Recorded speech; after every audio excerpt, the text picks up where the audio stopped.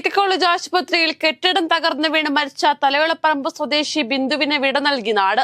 സ്ഥലമില്ലാത്തതിനാൽ സഹോദരിയുടെ വീട്ടുവളപ്പിലാണ് ബിന്ദുവിന് ചിതയൊരുക്കിയത്. ബിന്ദുവിനെ അവസാനമായി ഒരു നോക്ക് കാണാനും ആദരാഞ്ജലി അർപ്പിക്കാനും ഒരു നാട് മുഴുവൻ തലയോളപ്പറമ്പിലെ വീട്ടിലേക്ക് ഒഴുകിയെത്തി. പാലക്കാട് സ്വദേശിനിക്ക് നിപ്പ സ്ഥിരീകരിച്ചു. പൂനെ വൈറോളജി ലാബിലേക്ക് അയച്ച ഫലം പോസിറ്റീവായി. നിപ്പ സ്ഥിരീകരിച്ചതോടെ തച്ചനാട്ടുകര കരിമ്പുഴ മേഖലയിൽ ജാഗ്രത. ഇരു പ്രദേശങ്ങളിലെയും ചില വാർഡുകളെ കണ്ടെയ്ൻമെന്റ് സോണുകളാക്കി പ്രഖ്യാപിച്ചു. കോഴിക്കോട്, മലപ്പുറം, പാലക്കാട് ജില്ലകൾക്ക് ജാഗ്രതാ നിർദ്ദേശം നൽകി. കോട്ടയം മെഡിക്കൽ കോളേജ് ആശുപത്രിയിലുണ്ടായ അപകടത്തിൽ മരിച്ച ബിന്ദുവിന്റെ മരണത്തിന്റെ ഉത്തരവാദിത്തം ഏറ്റെടുത്ത് മന്ത്രി വീണ ജോർജ് രാജിവെക്കണമെന്നാവശ്യപ്പെട്ട് സംസ്ഥാന വ്യാപകമായി പ്രതിഷേധം. കോൺഗ്രസ്, യൂത്ത് കോൺഗ്രസ്, മഹിളാ കോൺഗ്രസ്, BJP, യുവമോർച്ച പ്രവർത്തകരാണ് പ്രതിഷേധിച്ചത്. വീണ ജോർജിന്റെ പത്തനംതിട്ടയിലെ കുടുംബ വീട്ടിലേക്ക് ശവപ്പെട്ടിയുമായാണ് യൂത്ത് കോൺഗ്രസ് പ്രതിഷേധം നടത്തിയത്. ഗവർണറുടെ അധികാരവും അധികാര പരിധികളും ഇനി സംസ്ഥാനത്തെ 10ാം ക്ലാസ് വിദ്യാർത്ഥികൾ പഠിക്കും. ഇവ പാഠപുസ്തകത്തിൽ ഉൾപ്പെടുത്താൻ ഇന്ന് ചേർന്ന കരിക്കുലം കമ്മിറ്റി അംഗീകാരം നൽകി. സാമൂഹ്യശാസ്ത്ര വിഷയത്തിലെ അവസാന പാഠത്തിലാണ് ഗവർണറുടെ അധികാരങ്ങളും അധികാര പരിധികളും വിഷയമാകുക. ഗവർണർക്കെതിരായ സമീപകാല കോടതി വിധികളും പാഠഭാഗങ്ങളിൽ ഉൾപ്പെടുത്തും. ബിന്ദുവിന്റെ കുടുംബത്തിന് ധനസഹായം നൽകുമെന്ന് മന്ത്രി VN വാസവൻ. സംസ്കാര ചടങ്ങിന്റെ ചിലവിന് 50,000 രൂപ ഇന്ന് നൽകും. ബാക്കി ധനസഹായം പിന്നാലെ നൽകുമെന്നും മന്ത്രി മാധ്യമങ്ങളോട് പറഞ്ഞു.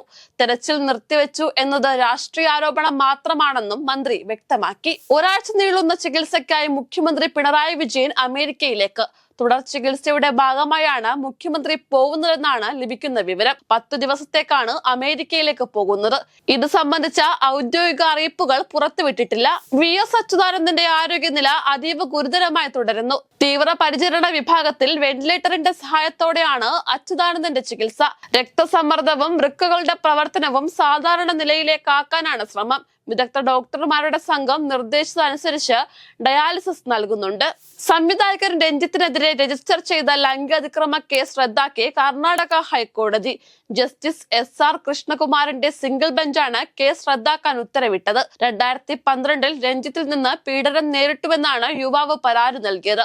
ലൈംഗിക പീഡന കേസിൽ ഉന്നയിച്ച ആരോപണങ്ങൾ പ്രഥമദൃഷ്ട്യാ അടിസ്ഥാനരഹിതമാണെന്ന് കോടതി വ്യക്തമാക്കി. കേരള സർവകലാശാല രജിസ്ട്രാറുടെ സസ്പെൻഷന് സ്റ്റേ ഇല്ല. KS അനിൽകുമാറിനെ സസ്പെൻഡ് ചെയ്ത വൈസ് ചാൻസലറുടെ നടപടി സ്റ്റേ ചെയ്യാൻ വിസമ്മതിച്ച് ഹൈക്കോടതി.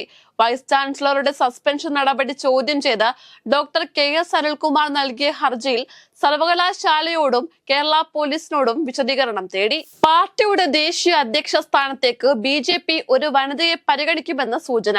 കേന്ദ്ര ധനമന്ത്രി നിർമ്മല സീതാരാമൻ, D പുരേദേശ്വരി, വാനതി ശ്രീനിവാസൻ എന്നിവരാണ് പരിഗണനയിലുള്ളതെന്നാണ് സൂചന. RSSും ഈ തീരുമാനത്തിന് പച്ചക്കൊടി കാട്ടിയതായാണ് ദേശീയ മാധ്യമങ്ങൾ റിപ്പോർട്ട് ചെയ്യുന്നത്. അഫ്ഗാനിസ്ഥാനിലെ താലിബാൻ ഭരണം ഔദ്യോഗികമായി അംഗീകരിച്ച ആദ്യ രാജ്യമായി റഷ്യ. റഷ്യയുടേത് ധീരമായ തീരുമാനമാണെന്ന് അഫ്ഗാനിസ്ഥാൻ വിദേശകാര്യമന്ത്രി അമീർ ഖാൻ വിശേഷിപ്പിച്ചു. ഈ മാറ്റം മറ്റു രാജ്യങ്ങൾക്ക് ഒരു മാതൃകയാകുമെന്നും വിദേശകാര്യമന്ത്രി പറഞ്ഞു.